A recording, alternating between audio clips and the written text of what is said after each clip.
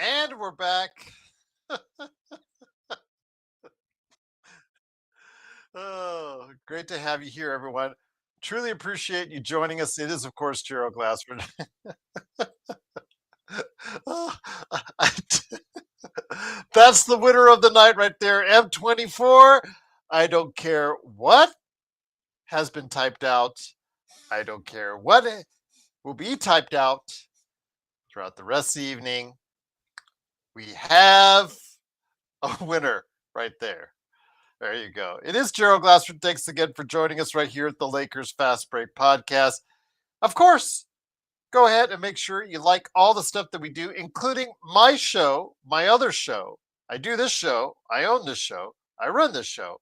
But I also run, as well, the Pop Culture Cosmos, where we cover the latest news and trends in pop culture each and every week, twice a week, wherever you get your podcasts. I spoke to TJ Johnson. He and I dropped an audio version of the show that's going to be dropping tomorrow morning for all of our audio listeners out there, which will include our conversations on the terrible Xbox layoffs. Plus, we talk The Bear, Season 4, Ironheart. We talk a whole bunch of stuff coming up, including Jurassic Park Rebirth and more. Go ahead and check it out right there for you tomorrow morning. So it's a clean hour. It's not like an hour and a half, 2 hours. Clean hour, catching up on what's going on and what's trending in pop culture right there in the Pop Culture Cosmos, indeed.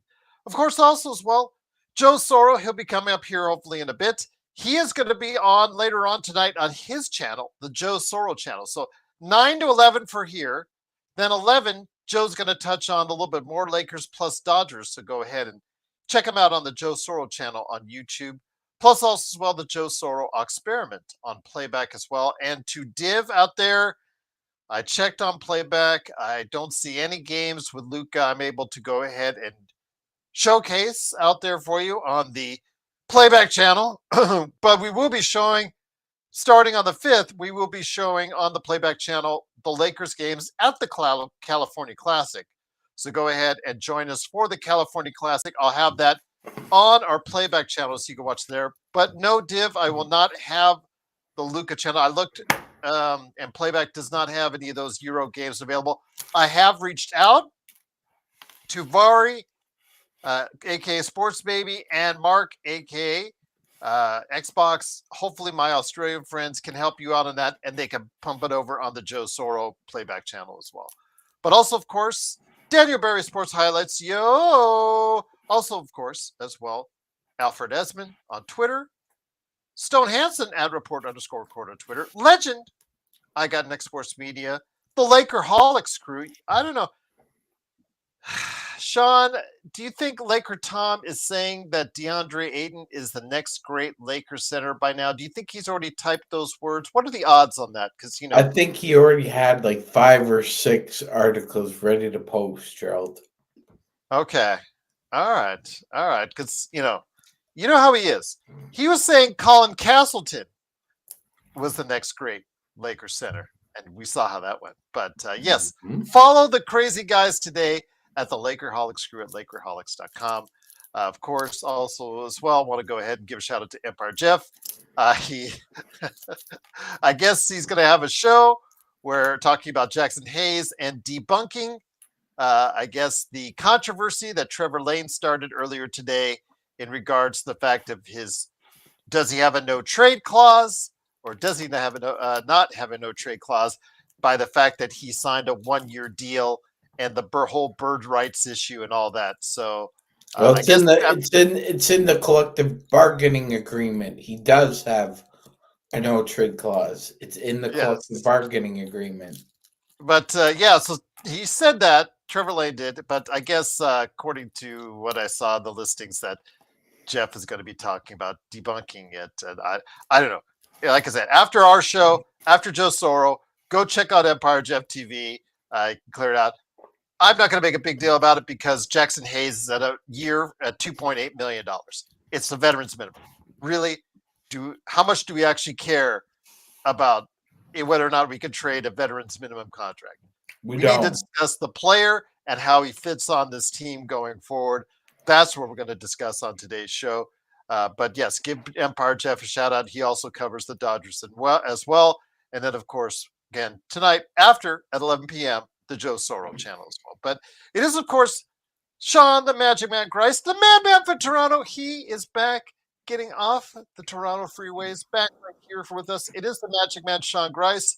Sean, always, I cannot wait for Joe to come on. What are you eating, Joe? There, Sean. What are you eating there? Give you something like that. Yeah, meanwhile, he knows I'm a diabetic, and he still gives me a hard time about it anyway. Absolutely. Joe is like, the cruelty is the point with Joe. Tough. We're going to get into that here in a second. As far as do we have room for three centers, so we are going to get that into that in a second. Sean, great to have you here. Yes, it was a free agent frenzy today in day 4 of the NBA free agency. Okay, I'm lying through my teeth there. There wasn't really much going on except for one thing. It was the Los Angeles Lakers and a reunion of sorts as Jaxson Hayes, after all that he went through last season, and the back and forth, the stuff behind the scenes, the arguments with the coaches in regards to playing time, everybody's thoughts on Jaxson Hayes, good or bad. He is back as the backup center on a 1-year, $2.8 million veteran minimum deal. Again, it's another 7-footer coming in the lineup. I would prefer him, and as I've said, I'm not going to detract from this. I would prefer him as my third center. I think he'd be a great third center. During the regular season, you're going to utilize a third center quite a bit. But he's not. He's your backup center. He's as that. He'll give you 10 to 15 minutes a game, available for the lobs from Luca. Obviously, something he does very well for the regular season. Defensive awareness is still bad. That hasn't changed. I mean, he gets out muscled like he did against playoffs. But the thing is, the playoffs, you're not going to need him as much because you're depending more on Deandre Ayton. It's not going to hurt you as much because you can't count on him as much in the playoffs. But for the regular season, I think there's going to be some times where people be kind of excited when he catches 3 or 4 lobs in a game. But then he lets 3 or 4 lobs go by on the defensive end. But again, this is Jaxson Hayes. 7 years in, this is who he is. A good backup center. We got him on the minimum. We got some size. And again, it's not the ideal fit for the Lakers, as we found out. But hey, it's something that's going to work better than having the 100-year-old front court that would have been staring us in the face without Horford. But again, I don't want to say that too harshly because Al Horford, in his final years, all should get more of a chance to play as well than just be a backup.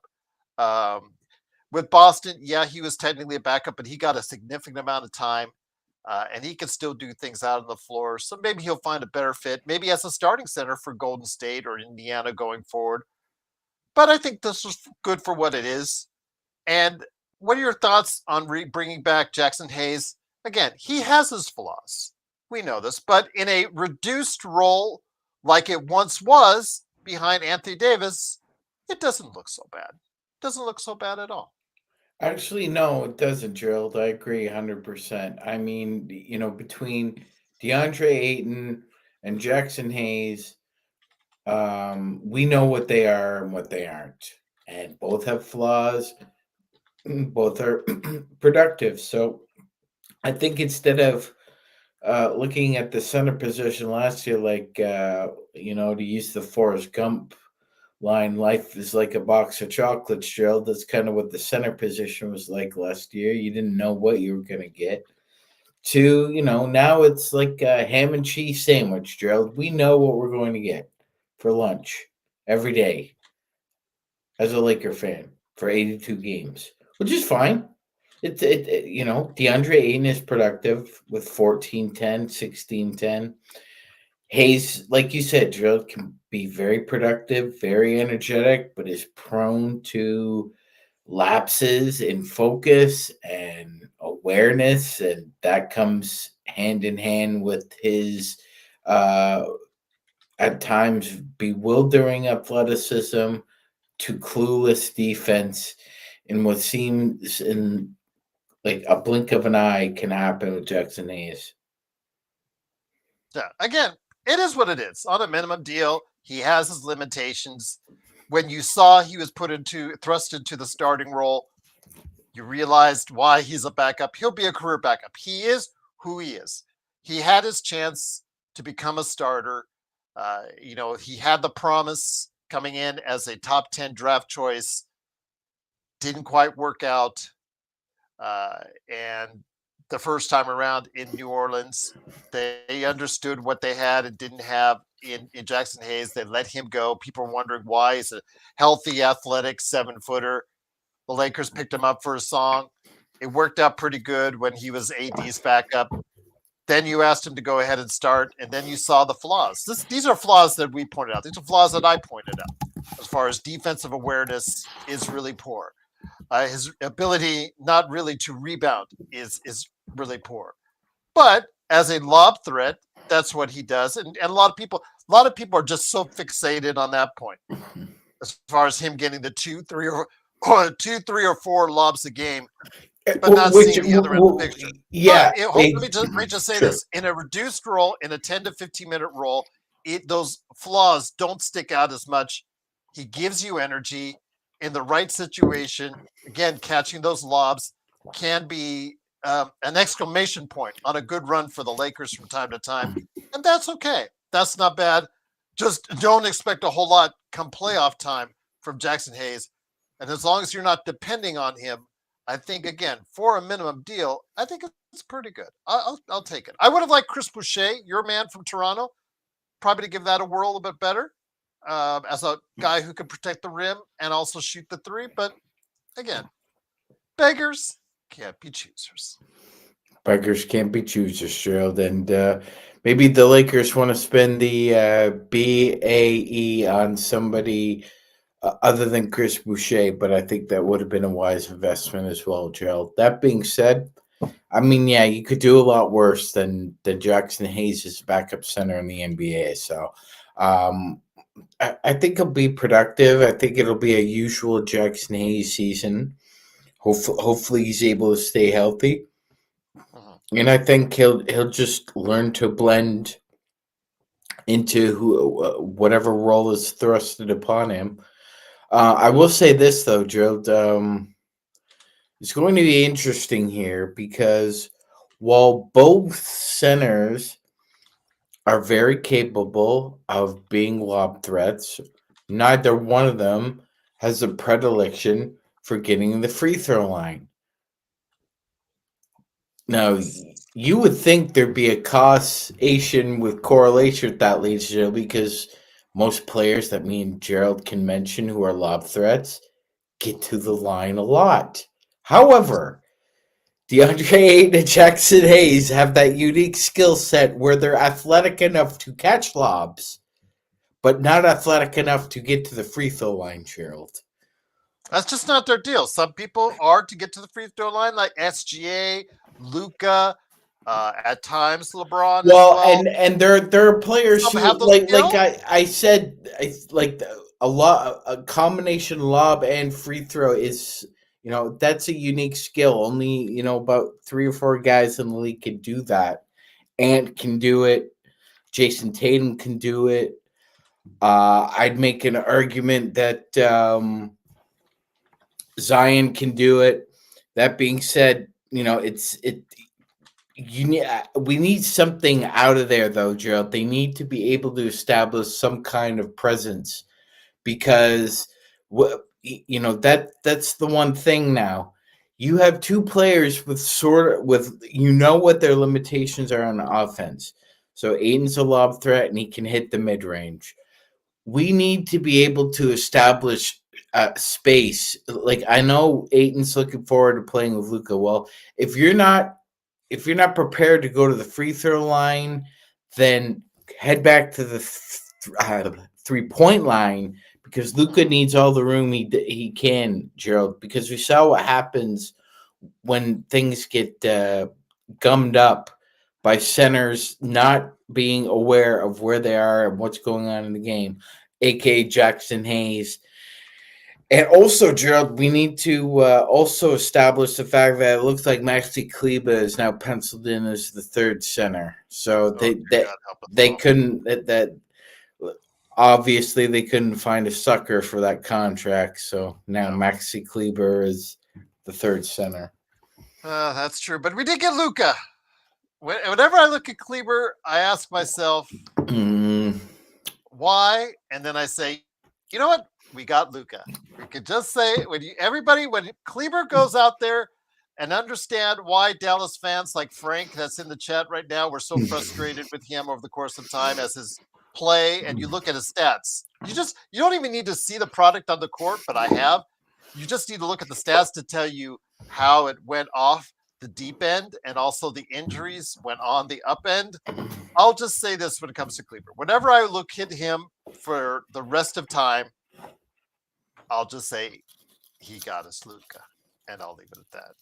Oh, by the way, Frank says, Gerald, hold on. In Mavs land, we joked that it took Luca to trade Maxi. That's funny. Go ahead, my friend, and then I'm going to touch on the actual roster as it stands. Yeah, no, I was also going to say, Gerald, don't put it past the fact that Dennis Schroeder just had a sign and trade with the Sacramento Kings if he gets to play Maxi Kleber 4 times a year and see him on the court, because we know there's some bad blood between those two Germans. There you go. Absolutely, indeed. Sorry, I'm 24. I left that post up there too long about the cat, but it is the best post of the day. I'll just say that you got that there for you. But Mrs. M24, please don't be mad at M24. He's a good man.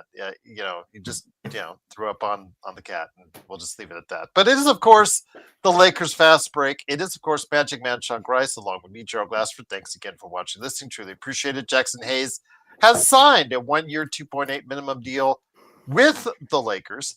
So with that, Sean, not counting the two-ways, which I'm hoping Eric Dixon will justify a two-way position, because I really am hoping that his offensive skills will translate to to what we're going to see hopefully this upcoming season. But we'll find out.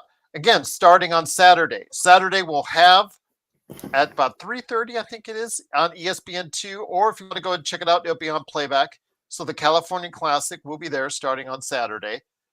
Be that as it may, it's 15 players right now, but this is the answer everybody in the chat, but Shake Milton's contract is not guaranteed until July 20th. So the Lakers basically have 2.5 weeks to decide if they want Shake Milton on the roster going forward. And I think for Shake Milton's sake and also the Lakers' sake, I think there should be a parting of the ways, because I don't think they're going to give him about the same chance that they gave him this past season, which is next to nothing. They'll give him like a brief cup of coffee to see if he can do something, and then if it doesn't work out, right back to being buried on the bench. Give him another opportunity to succeed elsewhere if he can, and then the Lakers, use that spot for something else. I know that a lot of talk has been about maybe getting somebody that might be better than Gabe Vincent, or do you want to bring in, if you're really not enjoying the Maxi Kleber experience, reach out to a Chris Boucher or something like that, as far as for another big guy.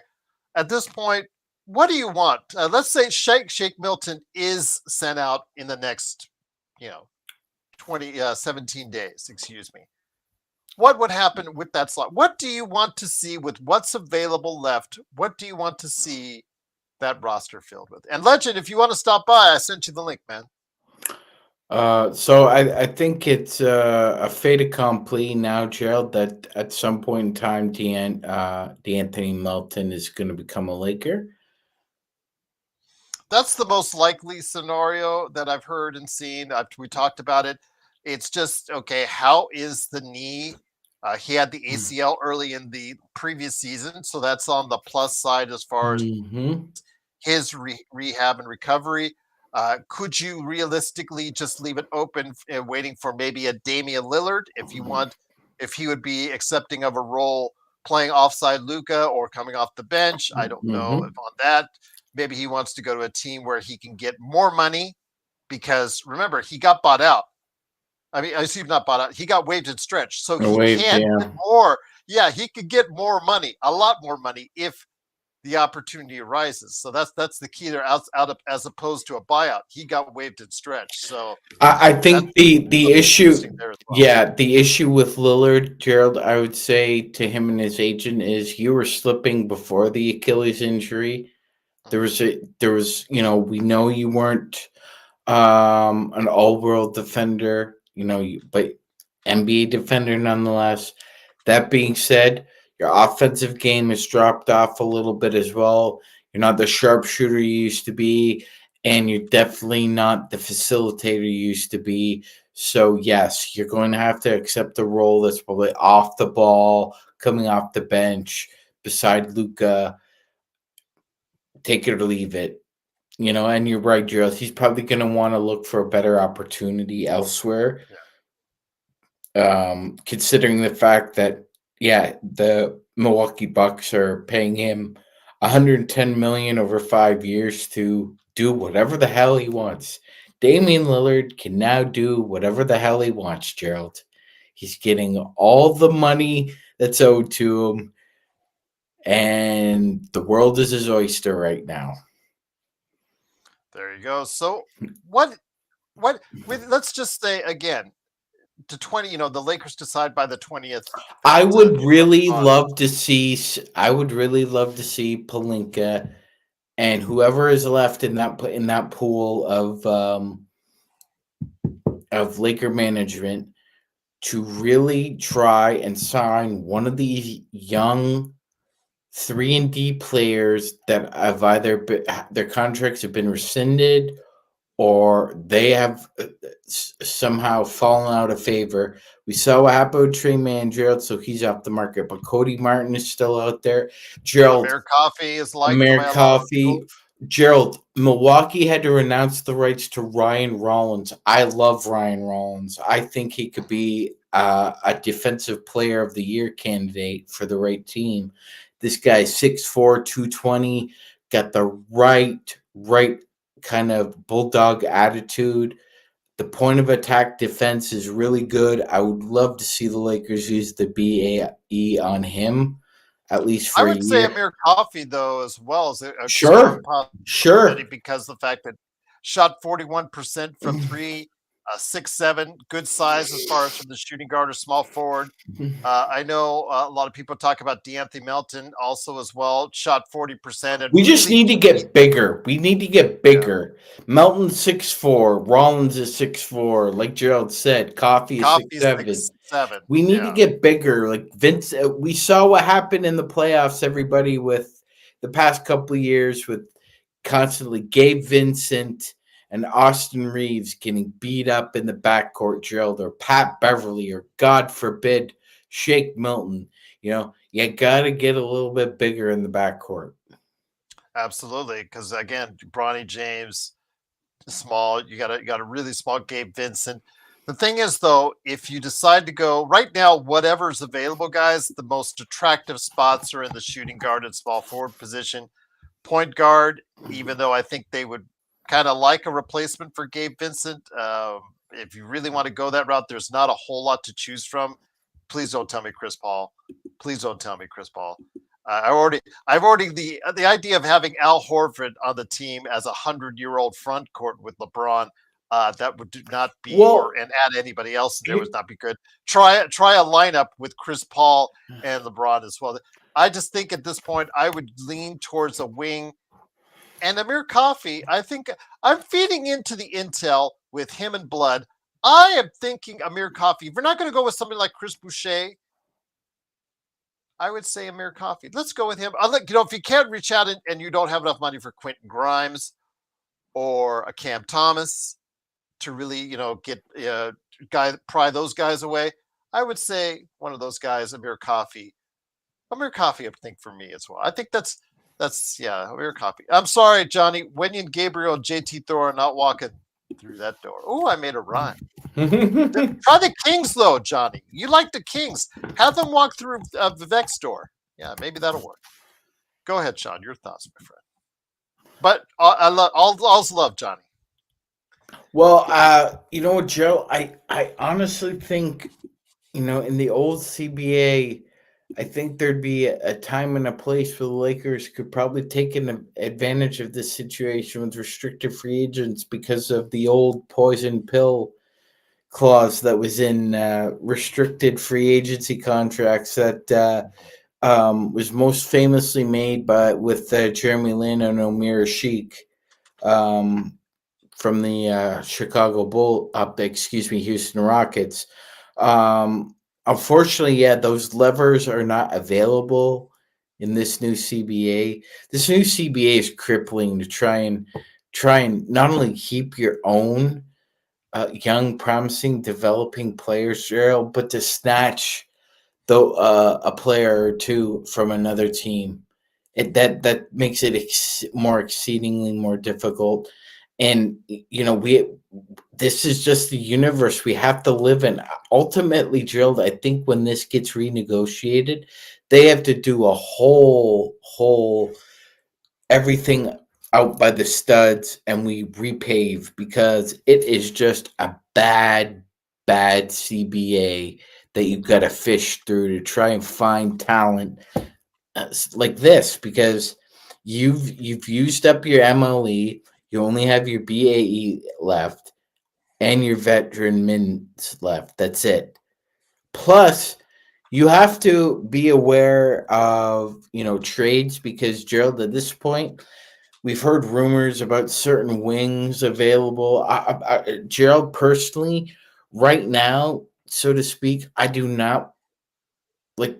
We talked about if they were going to trade Reeves. It doesn't look like that's going to happen. It looks like Austin's going to be in the Lakers' future plans. Then you, Gerald, something tells me Rob looks for the perfect trade. I think this is what bothers me the most about his I would say his lack of philosophy, more so as just a failsafe. Whereas he tries to look for the perfect trade. And in Mhm. doing so, oftentimes what he does is he overlooks a great move or a good move and he passes it up for the perfect trade. Mhm. I think that Gerald, this is where an organizational structure really helps, where you have a certain pyramid of structure and organization, and people feeding off each other's sources and their information. And Pelinka really, it looks like he only it gets evaluations from other agents. Like that. That's the vibe I get here. Is that rather than looking into scouts, as opposed, maybe his own scouts on the Lakers, but it seems like his source of information for NBA players is through agents rather than executives or scouts or analysts. And you know him seeking the perfect trade often undermines what we're trying to do here. Once again, it is the Lakers Fast Break. It is the Magic Man Sean Grice along with me, Gerald Glassford. Thanks again for watching, listening. Don't forget at 11 p.m. if you hop over to the Joe Soro channel on YouTube, he'll be there talking to you about the Lakers and the Dodgers. All things are pretty good for the Dodgers, especially because they got a sigh of relief with Max Muncy as they got news on the MRI today. So he'll talk about that and more. But it is, of course, the Lakers fast break here. Wave Goodwin. Wave Goodwin. The Lakers really like Goodwin as far as the way he played. I mean, he does have his limitations. Whether or not he can stretch the floor that's something that's obviously he's always had to work on. It led to his departure in Phoenix, but right now he's on a very cheap contract with the Lakers. Again, I'm hoping Eric Dixon of the young guys that are at summer league right now. Of course, I want Dalton to be able to work on his defense. I could care less about his 3-point shot right now at summer league because I know it's good. I already seen it live at summer league. I already know what he can do at the 3-point line. I need him to work on facets of his game, driving to the basket, uh, defending on the perimeter. I need to see him work on that type of things starting at the California Classic. Bronny James, We need to see if he could be above a G League level all-star. I need to see him if he could be a rotation player in this league. I have still a lot of doubt that that can or may happen, but he is going to get more bites at the apple this time around. He has to in his second year. They have to see, or they're going to see, whether we like it or not, whether Joe likes it or not, whether we like it or not. If not, if he's going to get some time. So he's going to get probably some minutes out there at some point in time during the course of the season. So we have to see in Summer League him develop with a more consistent shot and also see if he can handle it and put it on the floor and get it to the basket. But of the young guys that are out there as part of the Summer League roster, I'm really interested in the kid Eric Dixon. I would love to see him first off. If he's still floating around 260, he's obviously got to cut that down. But as someone who has the offensive skill and led I believe he led the NCAA in scoring last year, or was one of the top leaders in scoring for the NCAA last year. He can put the ball in the basket and he can shoot at a 40% clip from the three-point line in college, and I hope that translates as well. Some of the things offensively he can do, the Lakers do need as far as coming off the bench. I'm worried, can he, with a reduced weight, be able to guard anyone out on the perimeter or rebound, which is something he wasn't asked to do or did very well at Villanova? Your thoughts, my friend, on Eric Dixon? Mm-hmm. Great question, Cheryl. That's a great question. To answer your question about whether or not he has the kind of the chops to defend at this level, Gerald, I think that remains to be seen. I have my doubts. I do. I have my doubts, but my doubts aren't because of his physical profile. If you look at Dixon, his feet are actually really decent. They're fairly good for somebody who is a tweener there.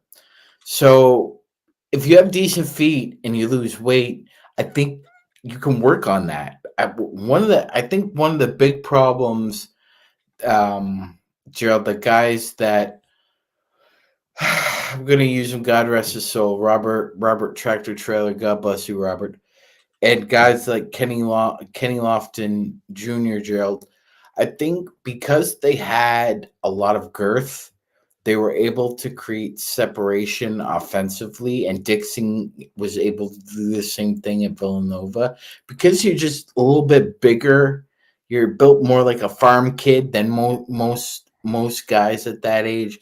You're able to create space, and you're also able to create a physical presence. I think Dixon can do that offensively at the NBA level. Defensively, I'm just still not sure. Like you said, I think if he lost the weight and he worked on his defense, I think he could, because again, his footwork was pretty decent. I mean, Villanova, even before Jay Wright with Massimino, Gerald, they didn't recruit scrubs defensively. You had to hustle. You had to be able to have some form of defensive prowess to you. So I think there's a defensive player in there, Dixon. Just like you said, he has to lose the weight. That was a problem with Robert Tractor Trailer and Kenny Lofton Jr. as examples. This is defensively, they had terrible feet and they were able to be taken advantage of, and that's why they couldn't make it in the NBA. Martin, and also as well, Corbina. We'll get into LeBron here in a little bit because that is still lingering, and we know how Joe felt about that as far as anything on that end. But again, I just want to say there are things that the Lakers still, as fans, you need to look for when they go out and they play at the California Classic upcoming this weekend, and then also next week when it comes to starting on the 10th. Summer League, which will have all the Lakers games, if they're made available, on Playback, playback.tv/Lakers Fast Break. So join us there. Whether or not I'm at Summer League or not, I'm still trying to make my arrangements for there. We'll still have it up for you on Playback. But I will say, Sean, again, when it comes to the Lakers, I still think they can do some tweaking around. Still think they can do some tweaking around the edges. I know Shake Milton's contract will probably, I think they're looking for a better option. I think there's still a couple better options out there than Shake Milton. Again, for Shake Milton's sake, give him an opportunity to play elsewhere because obviously you don't have great plans for him. Bring in someone. I know Intel, Blood are really on the Amir Coffey train.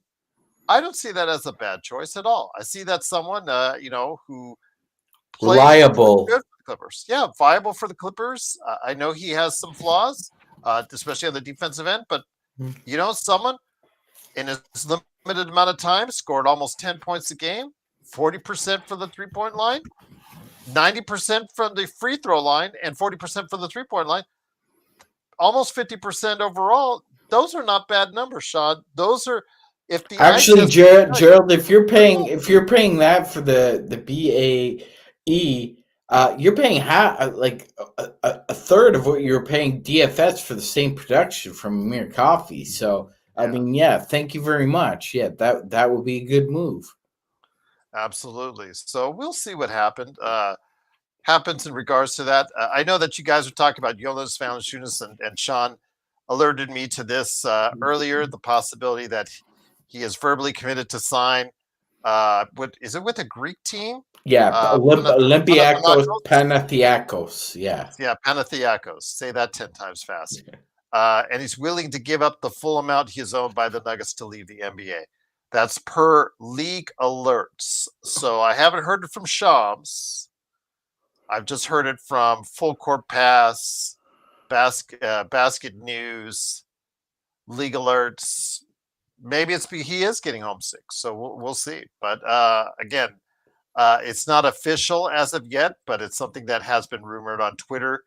But it's gaining more and more steam, so it might be something that's interesting. That obviously brings down a notch as far as the backup that you had in mind for Denver. Although if that's the case, you could probably, with the money that they save from the Cam Johnson deal, you can slot in maybe an Al Horford or a Boucher or someone in there as far as for a big man that may not be as far below Valanciunas as people think. So I'm thinking Denver will still do something to get it done. I'm not too worried if the Valanciunas thing is actually going to happen. But yeah, this is interesting. I still think overall Denver, I still think Houston, and I still think Minnesota. I still see them passing by the Lakers at this point in time. I still think the Lakers, as was mentioned by Martin and others in the chat, I still think they need a little more. A little more.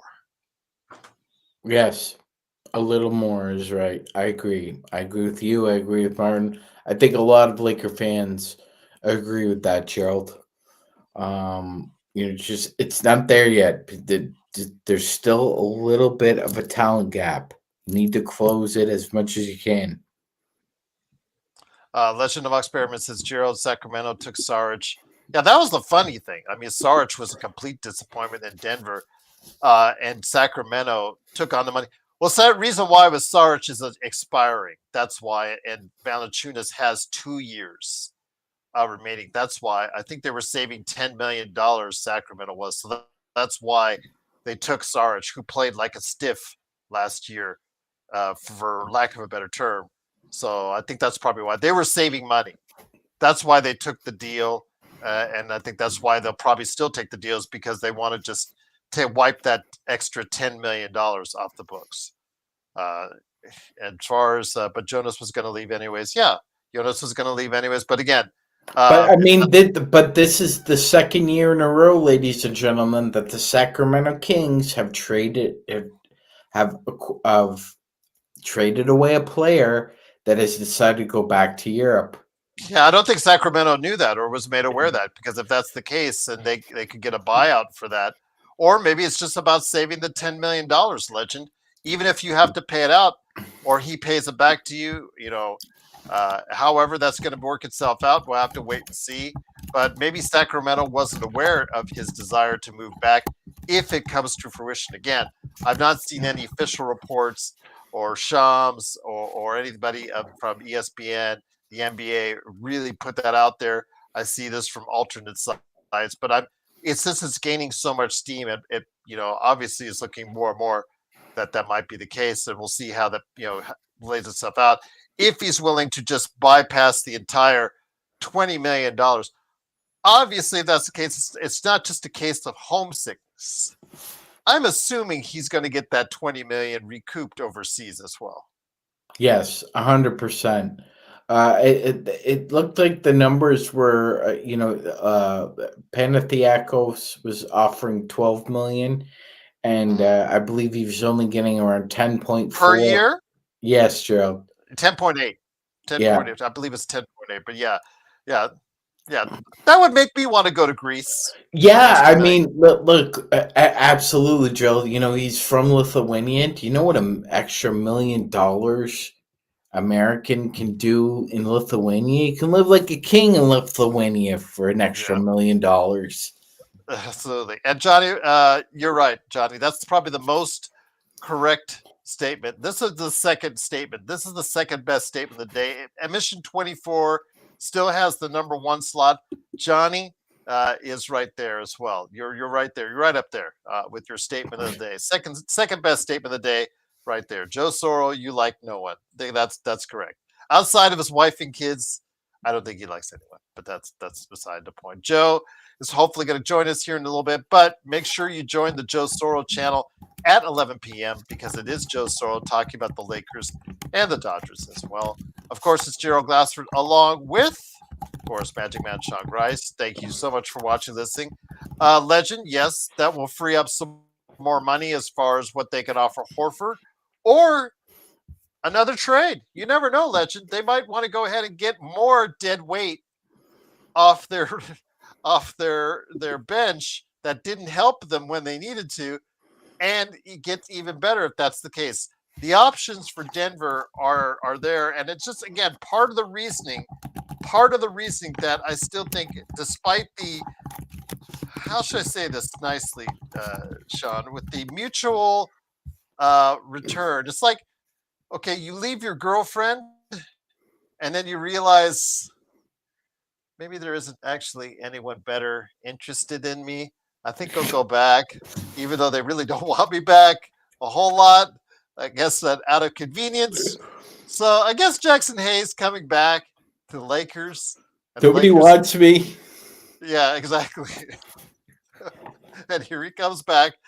There it is. Still, again, a backup center. You've got your center position pretty much covered right now. You're a team that looks like can compete in the West.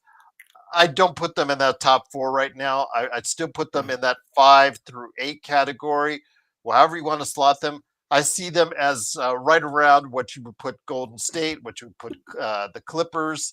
I don't put Phoenix up there as yet. I don't put anyone else right in that slot, but I put those right around those 4 teams that are right below the top 4 in the West. But then again, if they were all in the East, we'd be talking a different story. But they're not.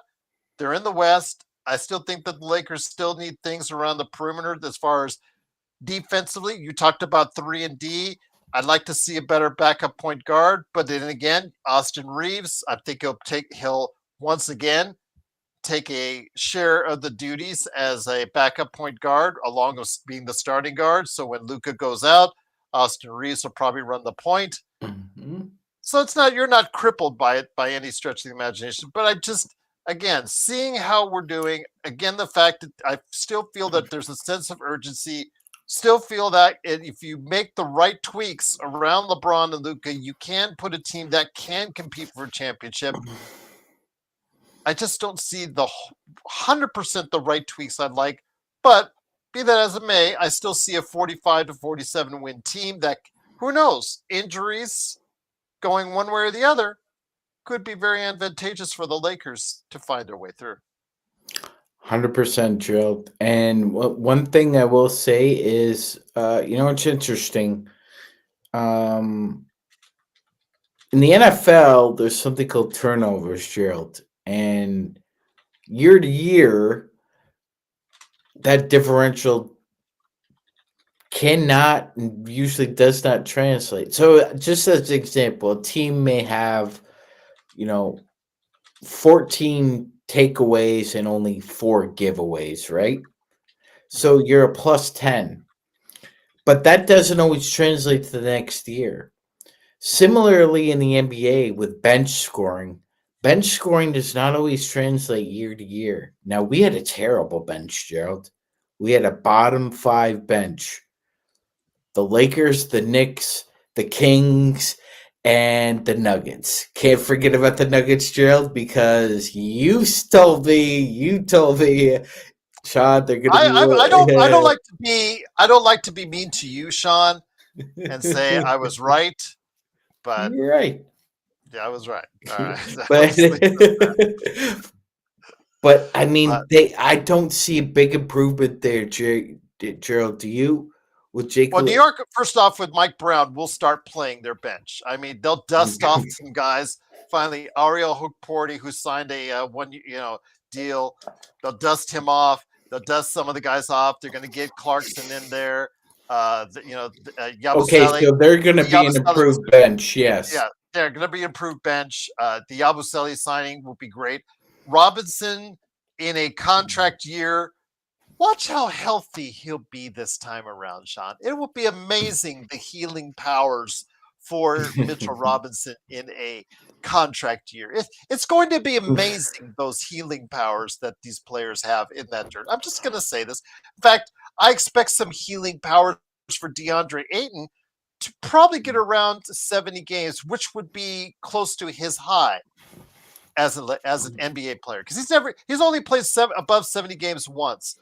Just watch the healing powers of a contract, as far as being out there in the summer that he can go ahead and get next summer. Just see the healing powers as far as his availability.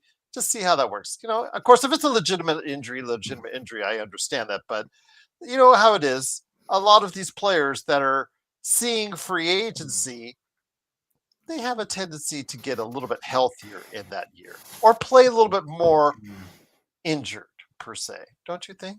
Absolutely, 100%, Gerald. And by the way, one of the big reasons why you try and cure depth in the NBA is because one, in this new cap era, they're out the door in about 4 or 5 years. So you better the getting's good when they get in the door. Secondly, in today's NBA, Gerald, there is nothing that feeds chemistry better than everybody contributing. And now that everybody's seen what OKC did with their depth, Houston's added to their squad. Denver's trying to do the same thing. We've seen what Minnesota is doing. What's going on here is that you need both depth and you need your young players to outperform their contracts. In a championship year, do not overlook the fact that almost everyone on a championship team in the NBA has outperformed their contract. So that would mean Laravia plays above 6 million. That means Ayton plays above 8. I agree with Gerald. I think he will. That also means Austin Reeves having a career year again, Gerald, following up a past career year. So I mean, a lot of things have to go right here, even adding a little bit more for the Lakers to contend, because we don't have the depth that those other teams have, and we don't have the realistic point of view that the guys we do have will outperform their contracts. Progressive, you've been. I wish you had been here for the past 2 years. We have been preaching ever since the draft, when we said live we wanted to get Cam Whitmore, about our our affection for Cam Whitmore. I understand. We've talked to Frank from the Chop Shop on this show. He's had his reservations, like many Houston fans, with Cam Whitmore, because again, the talent is there, but he doesn't always put it together in certain areas, the effort, things of that nature. I get that, but I still feel he is a 20-point scorer in the making. Whether or not he gets that opportunity, again, a lot of that is up to him. I would love to see him get that opportunity on the Lakers, but we'll wait and see. This supposed 7, 8, 19 team trade. I don't know how many teams now that are going to be involved into it. That has not been executed yet. Although the trades for the most part, and a lot of these contracts don't become official until the 6th of July. So I'm assuming that they're still working on the particulars, and I'm hoping the Lakers will be a beneficiary of it. So Magic, for all the Amir Coffeys, Chris Bouchers, or anyone else as far as restricted free agents, Grimes, Giddey, whoever you want to slot in there as far as that final spot, that may have to wait. And I think maybe that the league is in a holding pattern on that for many teams, because if they're involved in this trade, however big it gets, I think that puts a hold on many roster spots for all these 6, 7, 8 teams until they figure out exactly how this trade is going to go down. Yeah, exactly, Jared. It looks like a couple teams have kind of come forward, and it looks like it's simplified for them. The Lakers are just going to receive the compensation they received on draft night, nothing more, nothing less. It looks like the Atlanta Hawks are just going to slide the Asa Newell deal in there as well, Gerald. So, but yeah, the other 5 teams are going to hold up gum up the works for teams that either want to sign somebody to an Exhibit 10 or a two-way or the BAE or the full NTMLE. Yeah, it's going to be a few days at least. I know you asked me the question on that as far as Connect or Whitmore, Carter Bryant. I would probably say at this point I would take a younger Cam Whitmore. I just think there's more potential there.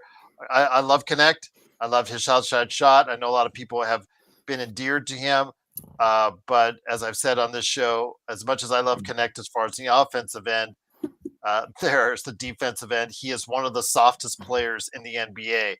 We saw that time and time again when he was out there on the court, and he was a target for the other teams on the defensive end. He has to play with more force, more strength, and he has to move his feet a lot better. And if he can do that, he will stay on the court.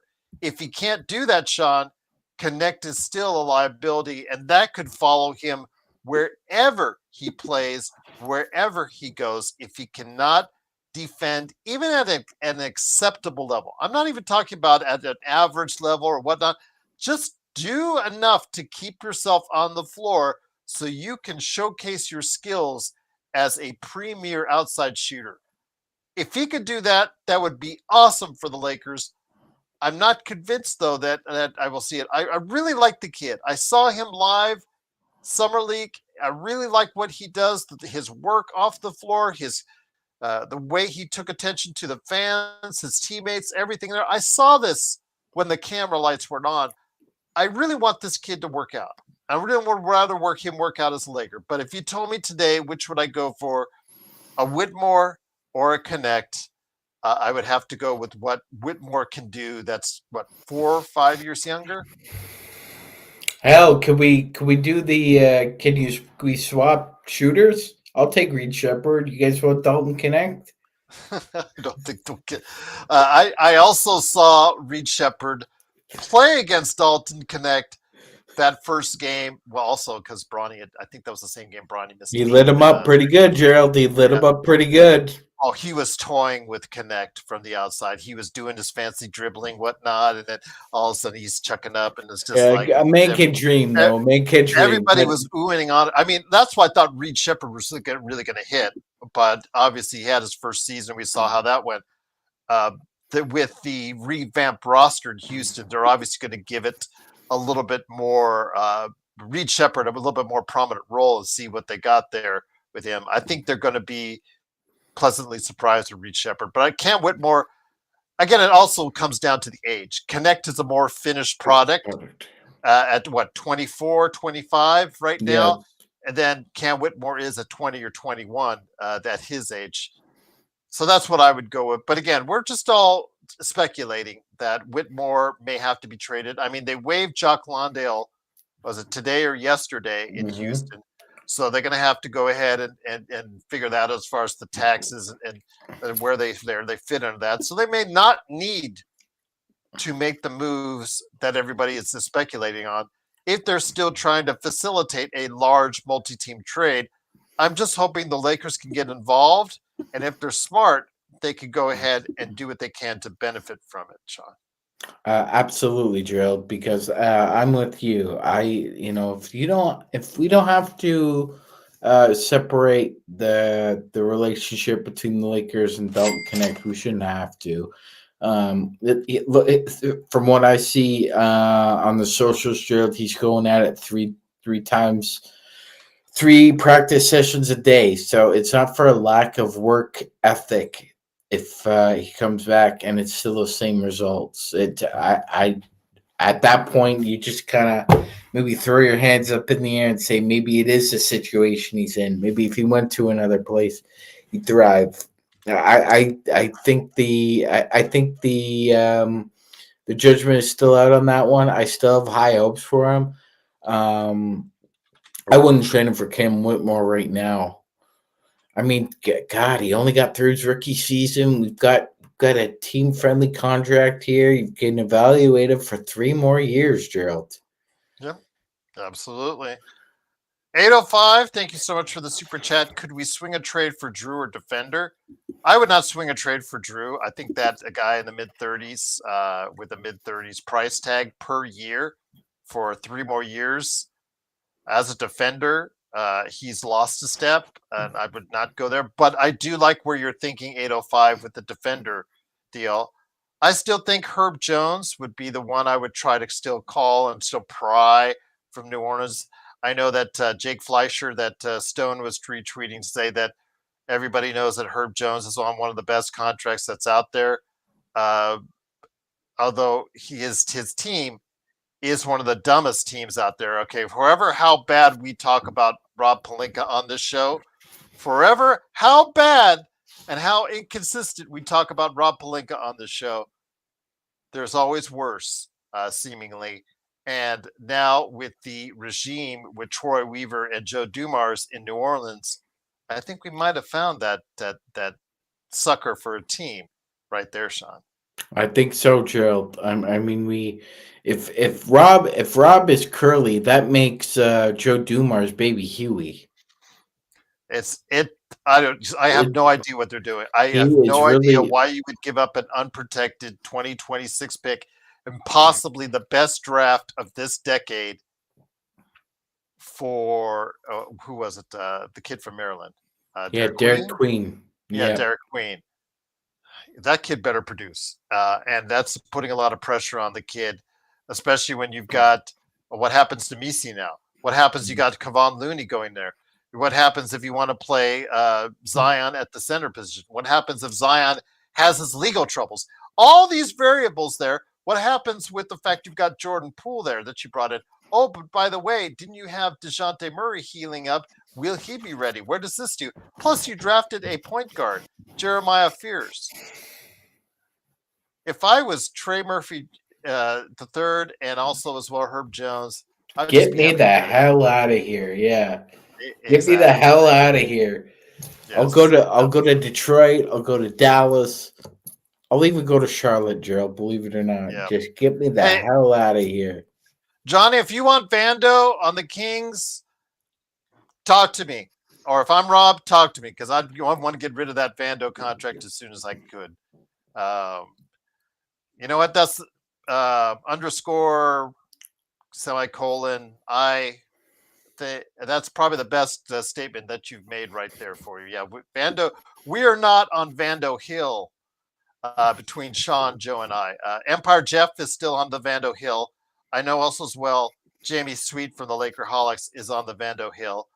We have gotten off Vando Hill a long time ago because, again, offensively, it's just that ugly for him as far as when he comes off the bench, and he is no longer the premier defender, although he is the best defender right now that DFS is gone. But that bar is no longer set that high, Magic Man, because Vando's just the eye test tells you that he is no longer the defender that he once was, in my opinion, from what I saw last year. I agree, Gerald. And the bar keeps getting lower and lower and lower the further we get into this. But yes, he's not the defender he once was, Gerald. I No. agree. I saw him beat on several occasions by players that are not at an elite level. I No. saw him play by random rotation guys beating him off the dribble this past season. I noted that on Playback. I noted that on this show. It concerns me. He still has good size, good range, decent athleticism. I'm not going to kid you guys wrong on that. He does give you those moments where he creates havoc. His best trait is when he creates havoc out on the floor, creating some steals, go diving for loose balls, et cetera, just creating havoc out there for a 1 to 2 minute span. He does that on occasion really well, but you don't pay him a 4-year extension at $10 million a year for that. For what he cannot do and cannot give you offensively, it's just a problem.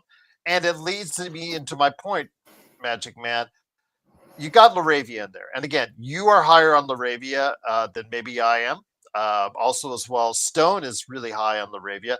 I want him to work out. I'm hoping that what we saw last year in Memphis and in Sacramento with Johnny's team is going to be an indicator of what's to come with the Lakers. And it's not on the worst contract in the world. You can go ahead and move it in the offseason. I know you were a little bit ticked off at the number, but it was able to be worked out that we got Ayton anyways.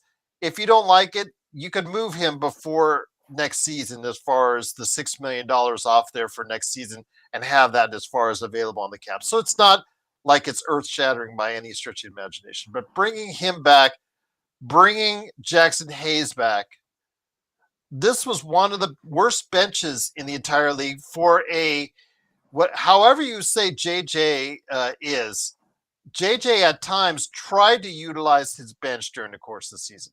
Now, did he use it in the playoffs? No, he actually went away from his bench and the famous play my 5 guys only in one half, and that's it. Need I digress on that? But the part of the reason why he couldn't go to the bench is that he couldn't trust it.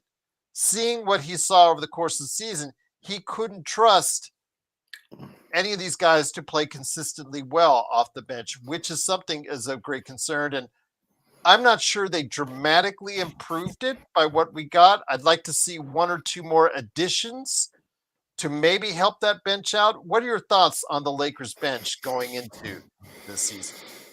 Yeah, they need at least another guard or wing, Gerald. Somebody who can at least once every 6 or 7 games provide some kind of oomph. You need a little oomph off the bench. We had no oomph off the bench. None of it. Gabe Vince's hot and cold. I mean, Shake Milton. I mean, flip a coin. What kind of performance are you going to get from him?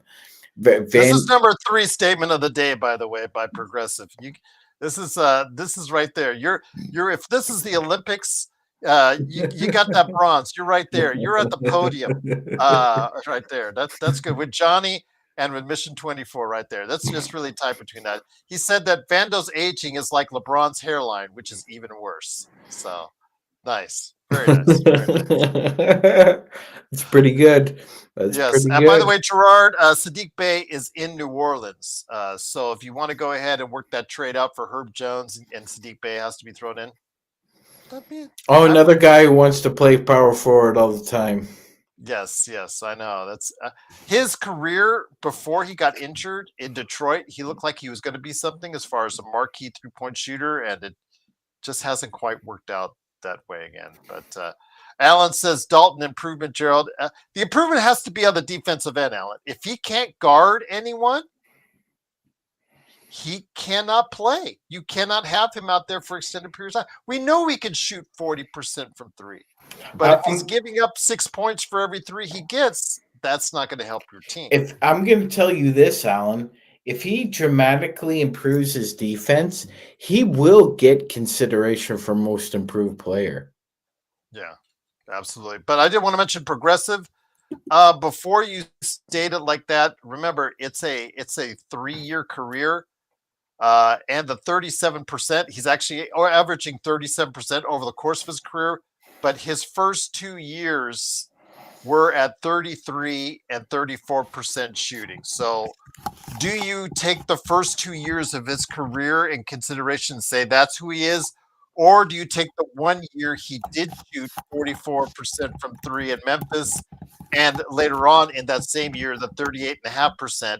Do you take that in consideration? That makes the 37.1% on that progressive. So when you look at the stats, look at his overall career. Are you buying the 1 year that he had that was good, or the 2 years that he had, Sean, that were average or below? What's the average? 35%? So slightly below I average. think the average is around 35 and a half now. Yeah. Yeah. So I think he's more towards, below average, Gerald, actually.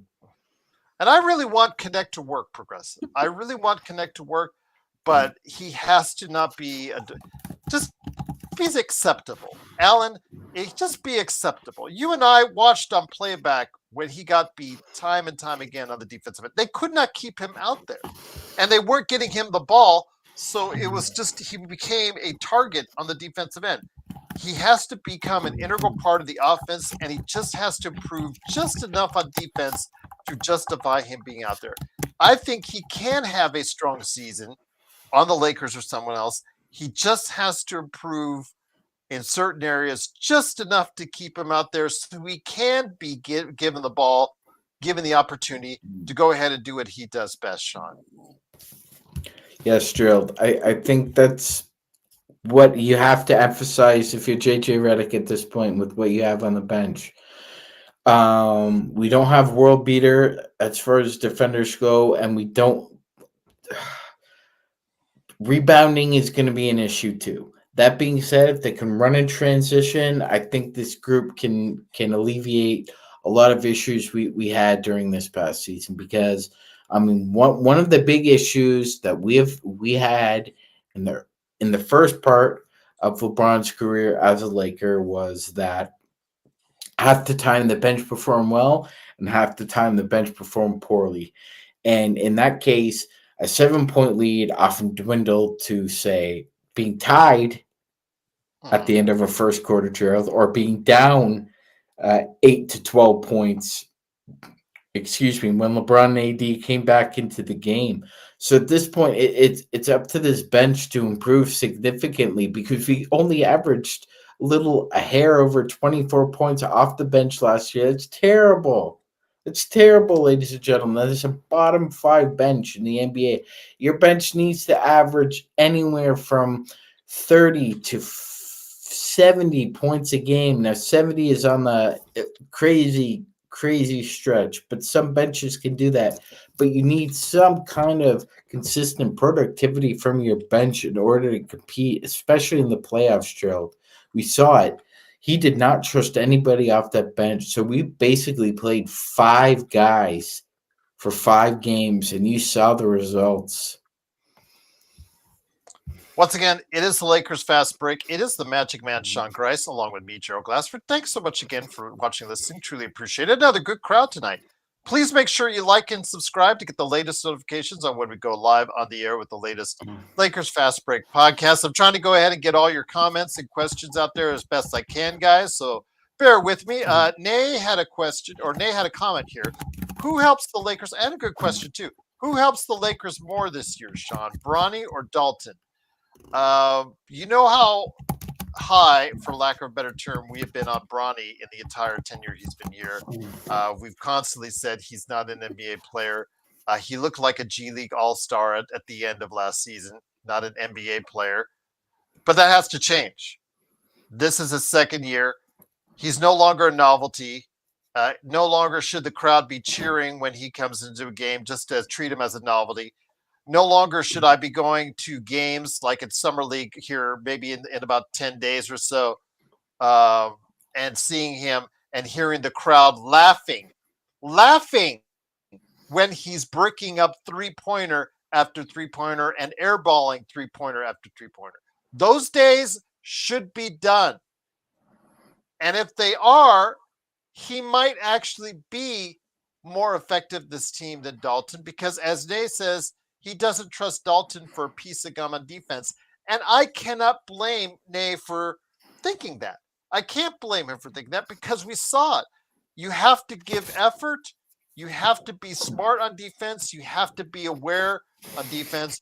Bronny, for all the crap we've given him, all the crap. And again, if you become a member, you get to see what crap we meant by the video that got us banned on TikTok that Joe made, or that Joe talked about. I actually Well, made it. Joe got Gerald banned from Yes, TikTok. yes. Joe got me banned from TikTok because he talked a lot of smack when I told him that the Lakers going to drop Bronny, and he went off on me. Yeah, he Or dropped a no, lot no, of was that? four letter words. No, that was the one after he found out that Bronny was drafted. I think that's the one that got me banned. Yeah, because But anyways, Joe's got a filthy mouth. Someone needs to wash it out with soap. can't wait till he hears that. But I'm just going to say this. If Bronny can find any outside shot consistently, and he is a better defensive option, he might become a part, as much as some people hate it, as much as I'm going to scratch my head on it, he might become a part of this rotation at some point in time in the season if he could go ahead and be able to be somewhat effective on the outside, simply because of the fact that early on, they're going to play drop on him. They're going to beg him to shoot. They're going to make him prove he has to hit the outside shot. But I will not question his intensity on the defensive end. He plays very hard defensively, and I give him credit for that.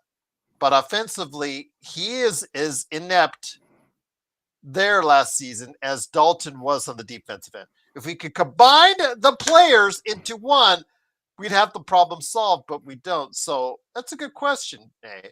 And before I get to Carter's question, which would you go for? Who do you think plays more? If they both play out the season and Dalton isn't traded, who plays out the season more from the bench, Bronny or Dalton? I would say Dalton. Do you say that definitively, or do you say that? Yes. Okay. So the huge advantage Dalton has over Bronny Gerald is that Dalton has an exceptional learned skill in that he can shoot, and he can shoot very well. Now, we saw a mixed bag of that last year, but there's no questioning Dalton's ability to shoot the basketball. I think even a small improvement, which I expect from him, would vault Dalton into a position where actually JJ does trust somebody off the bench. So but I do see improvement with Bronny James, Cheryl. I mean, we're gonna have to. This is we have no choice But here. it cannot just be 30-point games. I cannot for every dollar, somebody said, if I had $1 for every time someone said, "Oh, Bronny got 30 points at South Bay." Bronny got 30 points at South Bay. It's a South Bay. It doesn't count in the NBA. He has got to excel, and not just in summer league. He needs to excel when given the opportunity in exhibition season and going forward as far as in the league. Otherwise, cut your losses. Oh yes, because those two will be given every opportunity in exhibition. Oh yes. Absolutely. And I got another good one for you. Carter Bryant asked a good question because this is something that goes back to something you said first before anyone else. Do you think that Austin Reeves will be an all-star this season? You were first among the people that I ever heard of that said that you thought Austin Reeves was going to be an all-star. Do you still think that? And do you think that will happen this season? Yes, I do, Joe. Okay. I do. I think he's going to outperform his contract again. I think we're going to see. Look, one thing you can't say about Austin is that he doesn't go back to the lab and just sit and sulk. He goes to work. He worked on his dribble after what we saw at FIBA, Gerald. And we saw him work on his defense the past 3 seasons. So I expect him to work on how to get away or how to learn to play in a phone booth when the pressure's on the line defensively and you need to get the ball out or you need to give it up. So I expect him to improve significantly there as well. So yes, I do think he's going to be an all-star. I thought does Shaq still own a piece of the Kings? I thought he still did.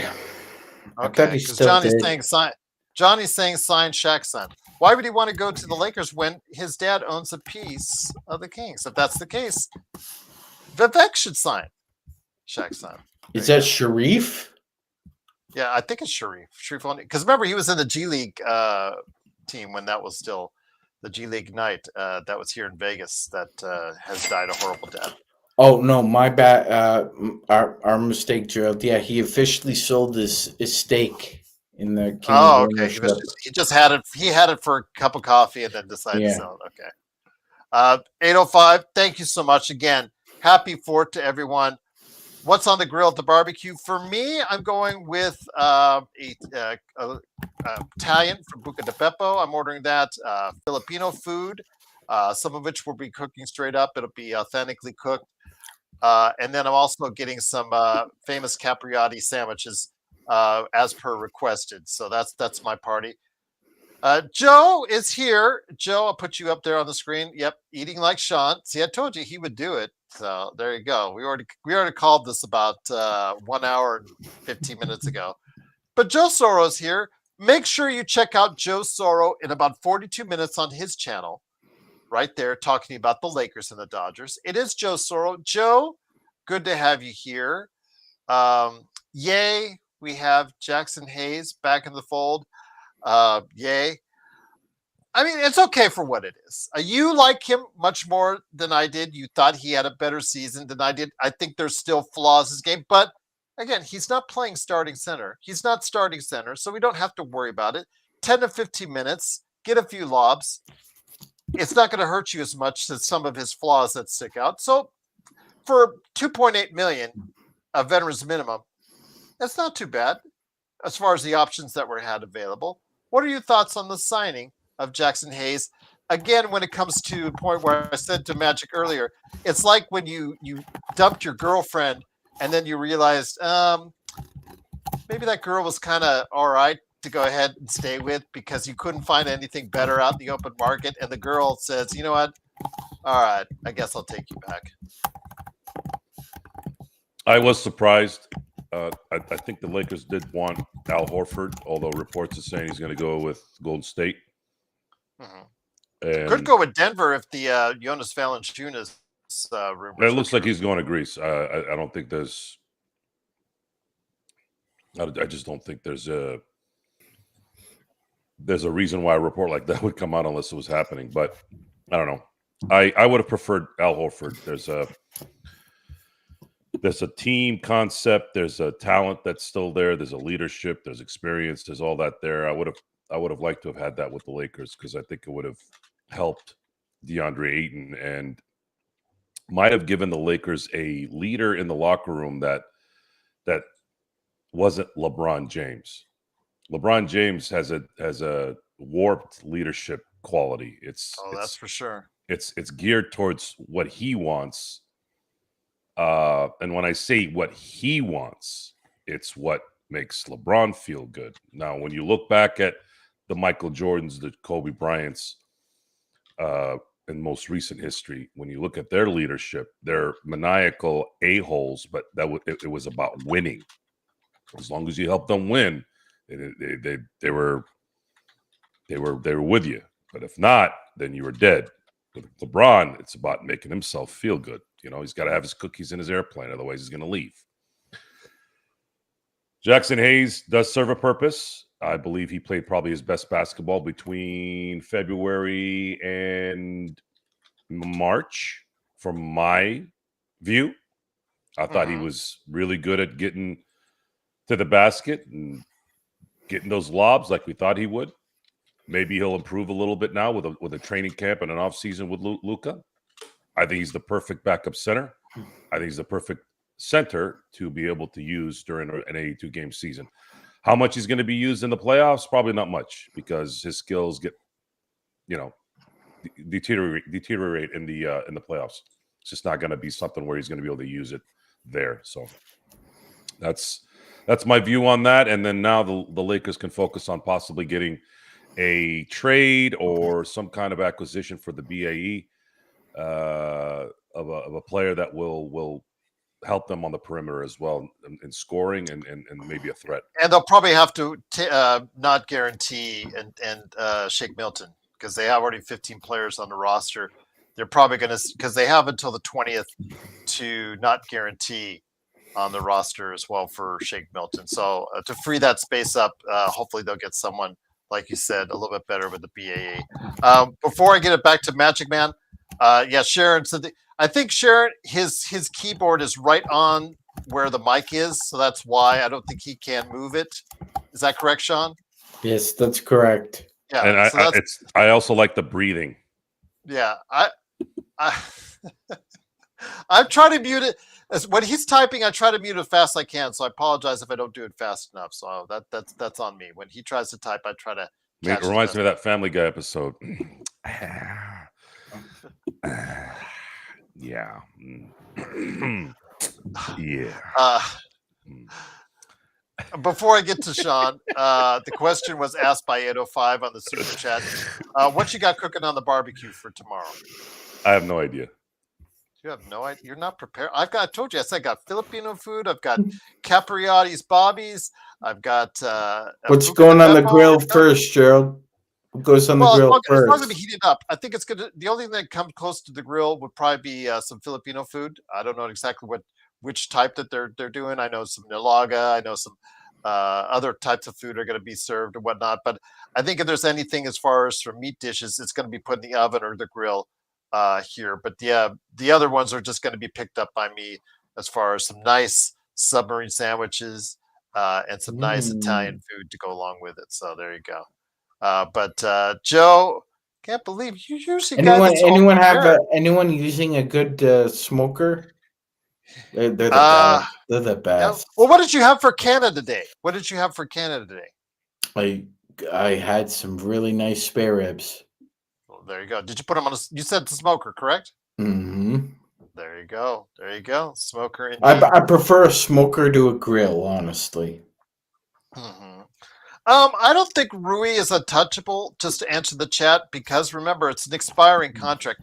I think you guys have to be aware. If I'm running the team right now, let me go ahead and mute you again, Magic, while you're typing that out. I really think that the Lakers are in a position where they're good, but they're not at the top level of the four teams in the Western Conference. I think if they want to get to that level, they're going to have to start thinking of packaging the expiring contracts either before the season or during the season before the trade deadline. I know Joe and I have been back and forth on that, but the Lakers have 4 expiring contracts that could total up to $50 million or around $50 million. Is that correct, Joe? If you took the top 4 expiring contracts, those are options. Again, if the Lakers feel, again, you said that's different timelines, which was explained and outlined by Rich Paul, that the Lakers may be on 2 different outlines. But let's just say the outline of this team could be a pathway to getting just a little bit better. If you can do that with those expirings, I think the Lakers should be open to at least, contemplating that with Rui and or Reeves and the 2 expirings. I know they'll do it obviously for Vincent and Maxi. That's not a question, but trading Rui and Reeves should remain an open option until the trade deadline. No, there's not going to be a trade for Austin Reeves unless there's a immense difference in talent above him. But there is, I'm sure. I disagree with you there, because if they feel like they're going to lose him, no, they're not capable of doing that. That they don't want to do that. They want to keep him as part of the team. That's already been. But you said you would not pay $30 million for him. No, but I'm talking about who's in charge here. I'm not talking about me. Rui, Gabe Vincent, and Kleber will allow you to get a player that's making at the very least $40 million. Who's out there that's making $40 million that the Lakers could use? And then that team would want to move them. Yeah. So that's what you want to look at, because it's very likely that that player, unless it's a Bradley Beal type or a Sabonis type, well, Sabonis would have been a good thought, but it's better they went the Ayton way, because you'd lose your depth with Rui, and I've said that a few times on the show. So you have $40 million, in my view, that's realistically available to throw out there in trades. Maybe they don't get a $40 million player. Maybe they get a couple of $20 million players that can add to the depth. And it would, because you're essentially trading two players that do nothing for you. And then you're trading one guy that does something for you, but you might be able to trade that guy, because you're trading all three, for two guys that are going to be able to cover Rui and add another depth player on your team. If the Lakers, in my view, at this point, don't improve in the guard position, meaning if they don't get at least another guard that can play more athletic than Austin Reeves, faster than Austin Reeves, and get to the basket faster than Austin Reeves, then they're going to have zero chance of winning a championship next year. They have to get that player. And they have expiring contracts and some talent to do that. So they have to figure out a way here in the next week or so to make that happen. Well, again, I still think you have to keep your options open. I think it's wise to do so. Their option is open with Austin Reeves. They want someone that is much, much better than Austin Reeves to trade him. But I don't know who's out there that would be much, much better than him. I don't know. Who would want to? Are we talking Tyler Hero? Do you want to trade him for Tyler Hero? Package of Tyler Hero and Wiggins? Why would Miami want to do that? Wiggins' name has been mentioned frequently in recent days. And remember this. This is something to remember. I cannot stand Andrew Wiggins. Can't stand him. I know that. However, if you can get him for expiring contracts and maybe a protected first, you have to take what you get at that point. But I am not trading Austin Reeves for Andrew Wiggins unless Tyler Hero is involved. Then at that point, I feel a little bit better. I still would go to New Orleans first, talk and ask them for Herb Jones and Missy. That's my personal deal. You already if they were going to do something like that, they would have done it and not have to. Yeah, they would have already done it. That would have been ideal. But why would New Orleans trade? Gerald, honestly, I was going to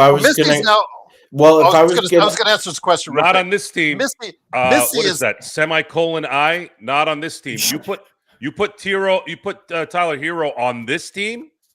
Oh, he's lights out better than Austin Reeves. Missy was their starting center, Joe, but no longer with Derek Queen and Kevon Looney that they just brought in. That says to Eve Missy that, hey man, sorry, you're back down on the totem pole, which is giving away a 7-footer with some potential and athleticism that you could utilize on your team. But Herb Jones is the one I'd be going after. Go ahead, Magic. Thank you. Yeah, absolutely. Gerald, if that was the case, I would have to go really hard for Trey Murphy, because I would tell Drew Dumars, the second you have Austin Reeves on your roster, he's the best guard on your team. Yeah. He's a better hold on, Joe. Hold on. He's a better guard than Zion Williamson. He's a better guard than your hurt DeJounte Murray. He's a better guard than Jose Alvarado, and I would insist that you have to include Trey Murphy. You're not winning. You're not winning for the future. You're not winning anything in New Orleans. He is your best player. Yep. His prime is being wasted. We can win right now. I am offering you an all-star in Austin Reeves for Trey Murphy. Murphy and Jones as the number 2 and 3 spots, as OG said, are exactly what the Lakers would need. Playing alongside LeBron and Luca. I think Joe would have a little bit. I think we all would probably be a lot more optimistic if both those guys were the 2 and 3 guys on this team as far as playing the shooting guard and small forward, the wings, to say on that. But I wanted to go ahead and touch on. Johnny says Joe Soro wants someone he hates Wiggins. Yeah, he's not a Wiggins fan. I'm not a huge Wiggins fan either because the fact is his best play is behind him. Because that's how much he wants to win. That's how much Sorro wants to win. Those days he's willing to have people he hates. Those days, something he loves. Exactly. Those days had gone in regards to him being at that level he was as a Finals MVP. So that's part of the reason. Plus, he doesn't have the greatest contract in the world as well. M24, shout out to you. Colonoscopy. Again, I've had 3. You have to get it done. You have to get it done. Don't be ashamed of it, man. And I'm really thankful that you were honest and open on that. More props to you, my friend, on that. So it is, of course, the Lakers fast break. Joe, again, it is what it is. I know a lot of people are asking. I know that there it is. Okay, I remember. It was asked about Jaxson Hayes. I would have gone somewhere different as far as getting Jaxson Hayes instead of getting Jaxson Hayes. But then again, these are desperate times. The Lakers, day by day, grew increasingly more desperate to fill that hole at the center. And again, Jaxson Hayes, I would have him as my 3rd center. You have him as your backup center. It's, again, during the season, he's gonna go ahead and get some lobs, do some things for you. He won't play much in the playoffs. So really, at $2.8 million, whether or not you can trade that, and again, Trevor Lane, Empire Jeff, they're going back and forth on it. Let them go back and forth. Doesn't really matter if they can trade him or not. Because Trevor Lane, because of the fact, and Sean basically also said as well, because he was brought back on a 1-year deal, he cannot be traded because of bird rights issues, essentially. And I think the title of Empire Jeff's show, guys have to clarify that for me when you guys watch it after ours and Joe's show. If that's the case, he's, I guess, was saying that that's not the case. But again, either which, we're only talking about a veteran's minimum contract. Yeah, Trevor Lane could trade. They could trade him, but he loses his bird rights. He'll lose. He has to say yes. He agreed. Yeah, he has to say yes.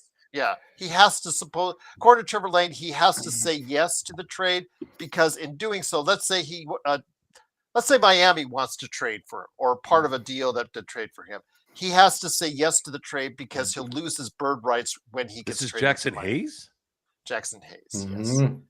Yes. That sounds like a trade. That sounds like a trade clause. Yeah, again, the Empire Jeff regardless, we're talking about a veteran minimum player here. I don't think we should make a big deal about it. It was not just Empire Jeff or Trevor Lane. There was a lot of discussion on it. And I'm like, guys, he's a backup center on a veteran's minimum. How really important do we really need to spend time on this? The fact that we got him, it's someone that's going to fill up 10 to 15 minutes of time. Joe, there's language in contracts that say complicit and implicit no trade clauses. The only 2 complicit no trade clauses in the NBA are Bradley Beal and LeBron James. They are complicit. You cannot trade them. The other ones are implicit. The player could veto the trade because they don't want to give up the bird rights, but they could also agree to it. Mm-hmm. I guess there's a debate among the fans on Jaxson Hayes again. Whether you're disappointed to see him back or as prefaced by Empire Jeff show, right. He's back. He's going to fill up some minutes. He's a backup center. I don't know why people were going to make a big deal about it. There's the debunking the veto cause controversy that I think Jeff was trying to cover as well. But regardless, I think we need to focus on the fact that he fills a need. He at the minimum deal, it's again something that if you don't like it, he's gone out the door next summer.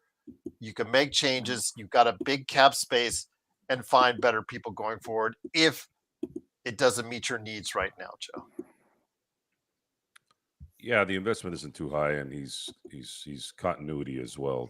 I'm not upset that they brought him back. I just preferred to have, when you hear somebody like Al Horford is available and he can still play, those are the guys that we talk about that help make that locker room respectable, and Al has that ability.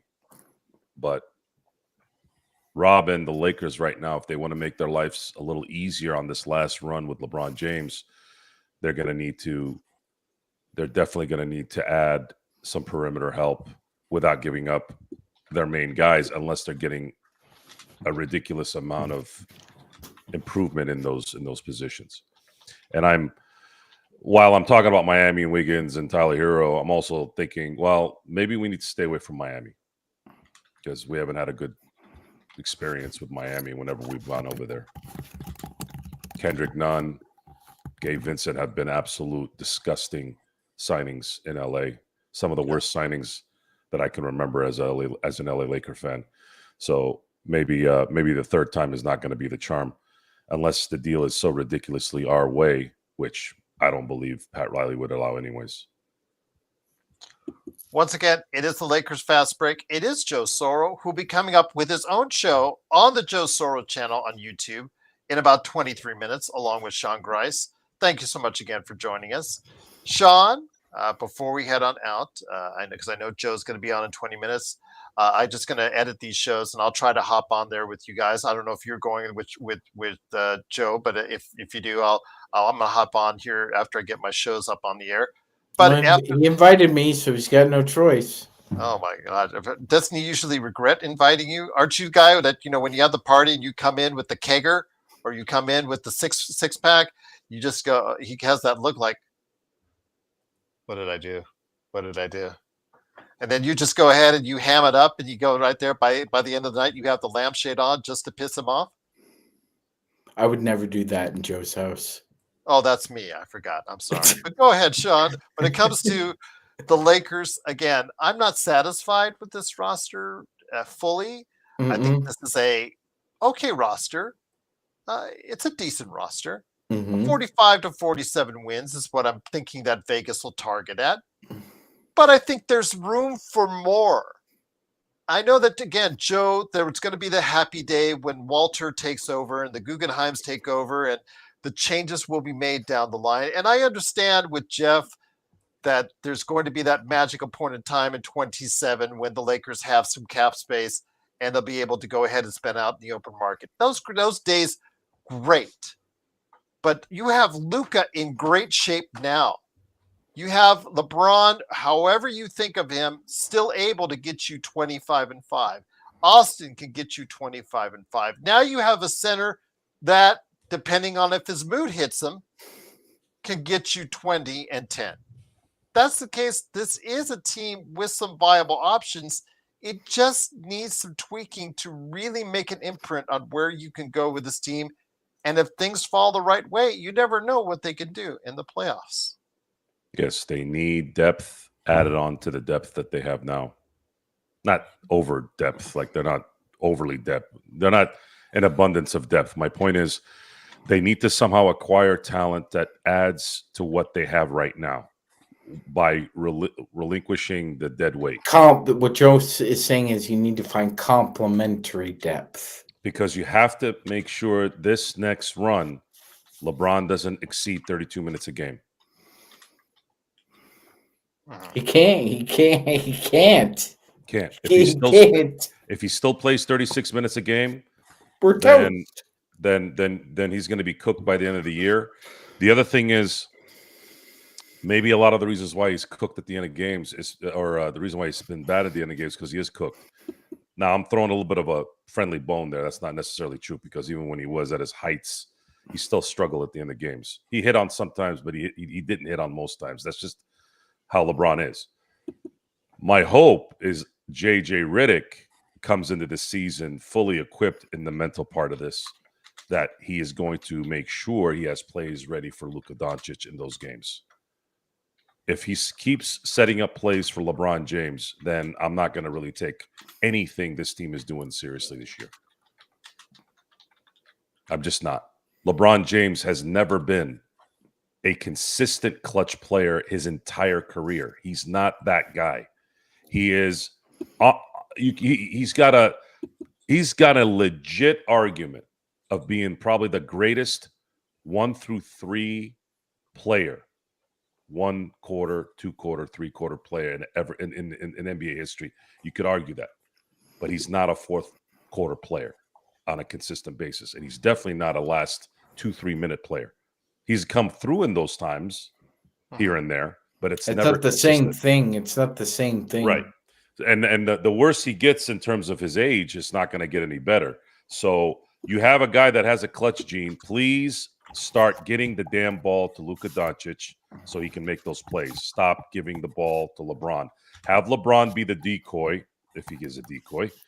Let somebody else inbound the ball. Maybe DeAndre Ayton can inbound the ball really well. I haven't paid attention to how he inbounds the ball, but he is 7 feet tall. He has long arms. Maybe he can develop. Maybe that's something you guys work on this summer. How about that? Can we do that? Have DeAndre Ayton, with his height, with his arms, be able to get the ball in to the damn freaking half. He's not a bad passer, Joe, although he has a tendency for work on the deficiencies. Yeah. Work on the deficiencies. And the second Vanderbilt fumbles the ball under the basket by himself with his long arms and tall stature, get his ass to the bench and never play him again. And I'll tell you this, if Rob somehow finds a way to trade him this summer for a packet of cigarettes, I will not say a negative thing about Rob. That's even including if he doesn't add anybody else to the roster. So there's 2 things that Rob needs to do this summer. Number 1, get somebody else in here that can actually get to the basket and shoot the ball to help LeBron sit for 16 minutes a game. Either do that or get rid of Vanderbilt, and then you've got my blessings for the year no matter what happens. So because I can't, and this is the thing that my brain is just, it doesn't compute with some of the people that like the Vanderbilts. And I say the Vanderbilts, that kind of player, because I remember I used to hear certain things about Kwame Brown too. Oh, well, Kwame has he's good on defense. He can kind of stop his opponent right there and not move around. I'm like, when you're in the momentum of the game, when you're playing a game, when you're watching a game and you see a guy that's supposed to be able to do the fundamentals and he fumbles the ball. I was there that night. I was physically in the building when Kwame Brown had 5 turnovers in a row against Phoenix. 5 in a row. It was one of the worst experiences in a sporting event I've ever had. And what that does to the psyche of a basketball team, that is more of a detriment than, oh, well, they're 14-8 with Vanderbilt on the team. Okay, he's 14-8 between February 1 and March 21st. Great. That's great. That's nice. Where the hell was Vanderbilt in the last 2 playoff series? I'll tell you where he was. He was sucking ass, or he was on the he was sitting on the chair. And I don't care if you've coached. I don't care if you're an NBA player. I don't care if you're an NBA coach. I don't care if you're Don Nelson. I don't give a shit who you are. You want to come sit here and tell me that Jared Vanderbilt can do what you guys think he's doing? Then I'll tell you to your face, you guys are out of your freaking mind. Because the proof is in the pudding.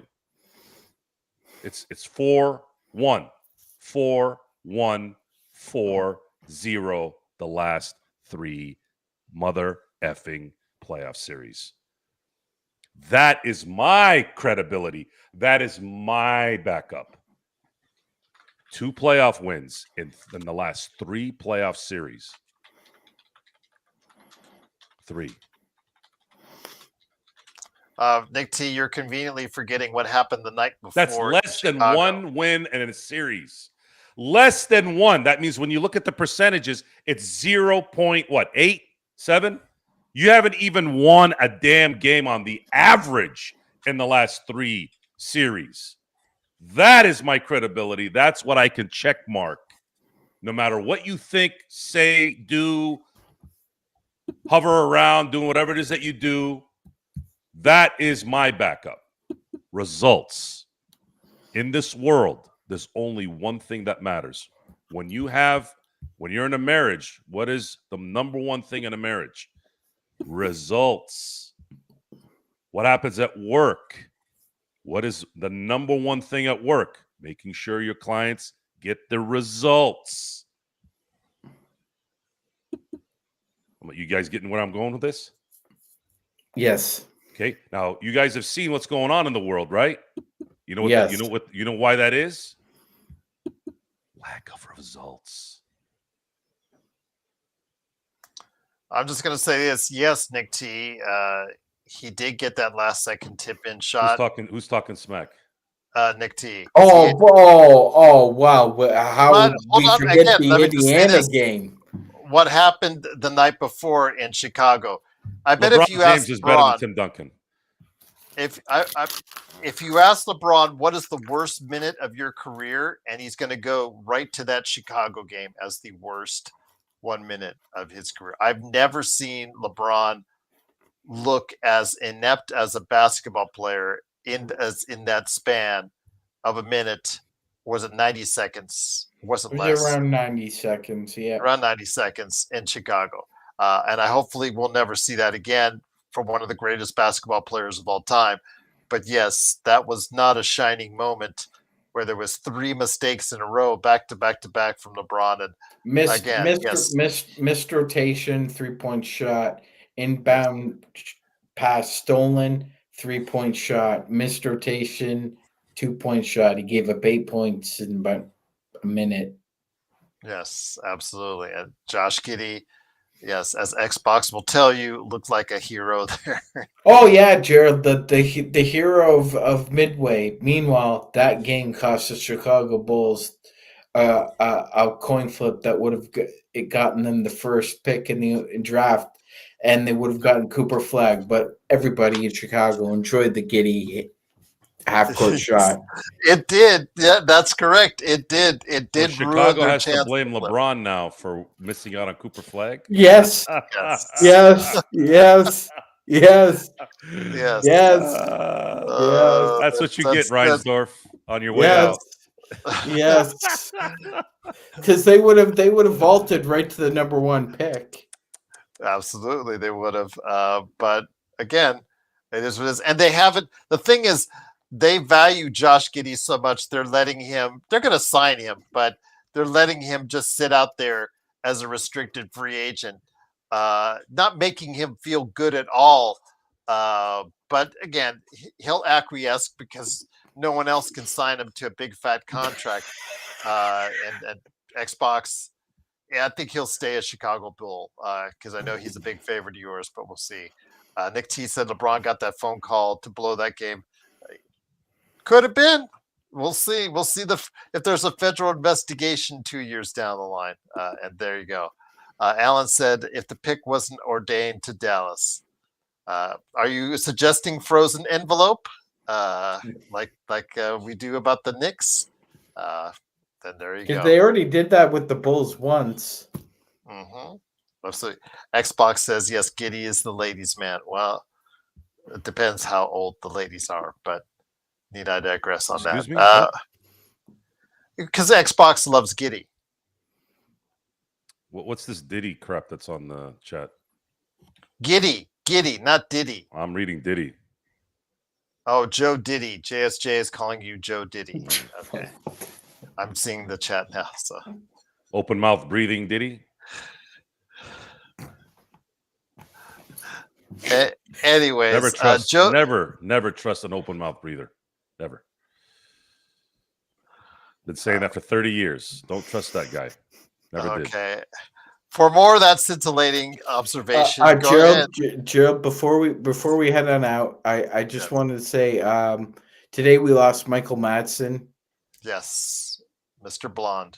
Oh man, I'm gonna be listening to K Billy Super Sons of the '70s after we get off the air, and man, that guy was just a fireball. He reminds me a lot of my mom. They were just two forces of nature that gone too soon, but man, what a career Madsen had.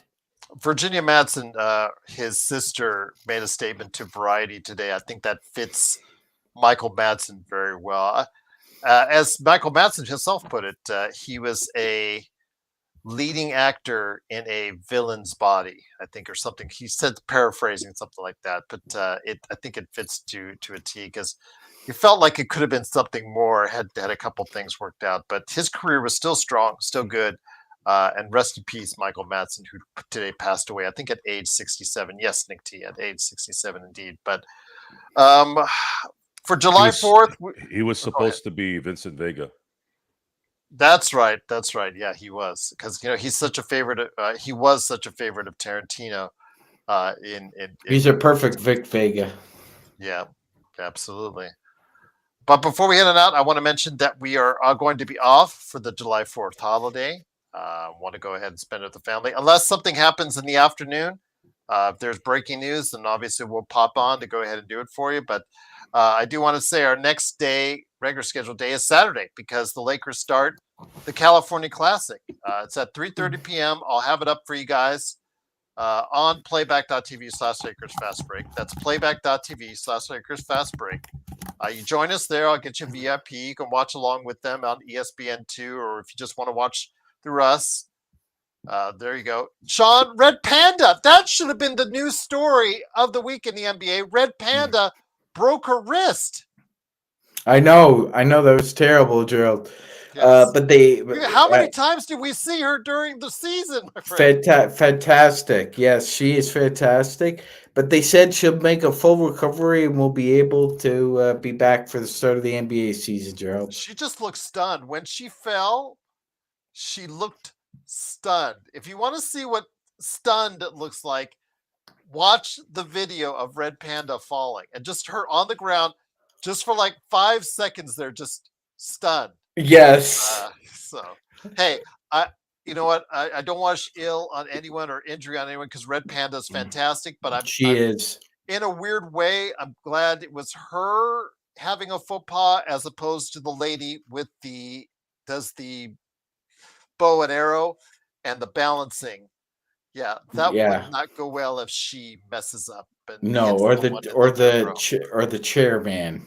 Yeah, or the chair, because he goes really high. That's right. Yeah, that guy with the chairs. Yeah. The reason why we say this, because we see we don't go to the commercials. We don't get the commercial. We see everything that goes on in the arena as a VIP on playback.tv. And by the way, since OKC won a championship, can you get better halftime than Simon Says? Oh my God, that was terrible. The Simon Says guy is, because they got him on the league has a set of individuals that go performers, right? Yeah, performers that go around, from the guy with the dog, etc., etc. Yeah, they go around from city to city, and they all rotate from arena to arena. But yeah, the Simon Says guy, he's the worst. But I will say this: I'm looking forward to seeing what's going to happen as far as with Summer League. No Adu Thiero, which is going to be disappointing, but Eric Dixon, Bronny James, Dalton Connect. There's obviously areas of improvement there. Is Eric Dixon, will he look like a NBA player or something resembling that? We'll wait and see. But Joe, before we head on out, and before Sean, and then later on, as soon as I get my shows up, I hop on over. What you got planned for the Joe Sorro channel? Joe Sorro. You typed it in on YouTube, boom, it pops right up. What happens on that? Well, we'll be talking about free agency still with the Lakers, and then the LA Dodgers win, and the Max Muncy injury, and the dodging of the bullet there, and what they're going to do likely at the trade deadline here in a few weeks. I might throw in some football as well. There's been a lot of talk about TJ Watt, the Steelers getting close to signing back with the Steelers. There's been a lot of erroneous trade speculations about him going elsewhere. That's all BS. He's going to come back, and Steelers think they might have a good team coming into this year. I'm going to watch and see hope that Aaron Rodgers can somehow muster up some kind of Peyton Manning of 2015 this year and win one for the Gipper before he retires. We'll see what happens. Oh Lulz, my again, god! I'll never, so okay, since Joe said Woodward, I'll never forget that press conference, Gerald, when a reporter asked Greg Popovich, "So you were down 0-2 to the Hornets a couple of years ago. What inspiration did you give your guys to win Game 2?" And Pop brought up a Joe answer. He goes, "What?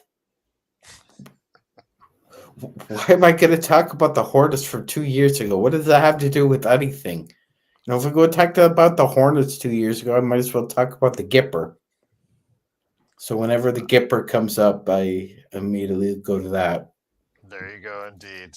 Sean, it was great to have you here, my friend. You're the best at it as far as what you provide for us. Joe Soro coming in with his zingers as always. Cannot thank you enough. Go to the Joe Soro channel. You're going to see the Magic Man, Sean Grice. You're going to see me when I get my shows up. We'll go ahead and I'll pop over there as well. Lulz, Dalton Connect just has to get better defensively. It's just an issue of can he be acceptable on defense? No one's questioning his shot. Everybody's questioning his D. If that gets better, look for him to be a key part of the rotation next season. Sharon, great to have you here as always. I'm so glad you came back to us. I cannot thank you enough for stopping by. If you want to troll Joe some more, do that here in about 3 minutes on the Joe Sorrell channel on YouTube. But for now, we'll be back on Saturday talking Lakers Summer League basketball at the California Classic right here on the Lakers Fast Break podcast. Be safe and have a happy 4th of July.